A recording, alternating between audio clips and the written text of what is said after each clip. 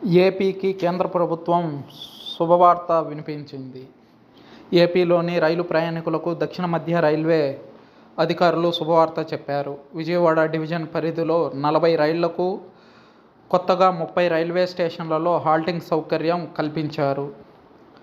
ఈ స్టేషన్ల నుంచి రైల్వేకి ఎంత ఆదాయం వస్తుందనే విషయాన్ని పరిశీలించిన తర్వాత సంతృప్తి స్థాయిలో ఉంటే హాల్టింగ్ను పొడిగిస్తారు.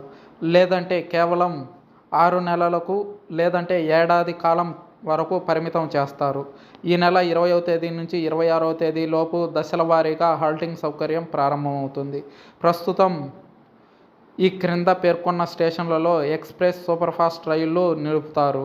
అలాగే ఆదాయంతో పాటు ప్రయాణికుల నుంచి డిమాండ్ ఎక్కువగా ఉంటే వీటిని అలాగే కొనసాగించడానికి అవకాశం ఉంది.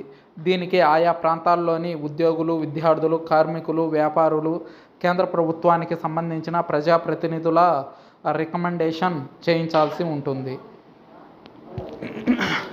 ప్రజాప్రతినిధులతో రికమెండేషన్ చేయించిన తర్వాత కేంద్ర ప్రభుత్వ సిబ్బంది సంతృప్తి చెందితే ఈ హాల్టింగ్ను పర్మినెంట్ చేసే అవకాశం ఉంది. లేదంటే ఏడాది చివరి వరకు నిలిపేసే అవకాశం కనిపిస్తుంది.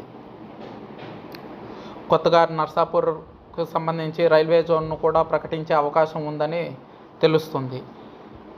ఈ నెల 23వ తారీఖున కేంద్రం ప్రవేశపెట్టబోయే బడ్జెట్లో ఈ నిర్ణయాలు వెల్లడించే అవకాశం కనిపిస్తుంది. రాష్ట్ర ప్రభుత్వం తరపు నుంచి గతంలో ముఖ్యమంత్రి చంద్రబాబు అమిత్ షాను, కేంద్ర మంత్రులని, ప్రధాని మోదీని కలిసిన విషయం తెలిసిందే. బడ్జెట్లో రాష్ట్రానికి ప్రత్యేక సాయం అందించాలని కోరారు. అదేవిధంగా డిప్యూటీ సీఎం పవన్ కళ్యాణ్ నిన్న అమిత్ షాతో భేటీ అయిన విషయం తెలిసిందే. కేవలం రాష్ట్రంలో ఉన్న ఆర్థిక భారాన్ని దృష్టిలో పెట్టుకొని రాష్ట్రానికి వెసులుబాటు కల్పించాలని కోరే విధానికి పవన్ కళ్యాణ్ ఢిల్లీ ప్రయాణమైనట్లు తెలుస్తుంది. చూడాలి కేంద్ర ప్రభుత్వం 23, 24, 25 తేదీలలో ఎలాంటి వార్త చెప్పబోతుంది అన్నది.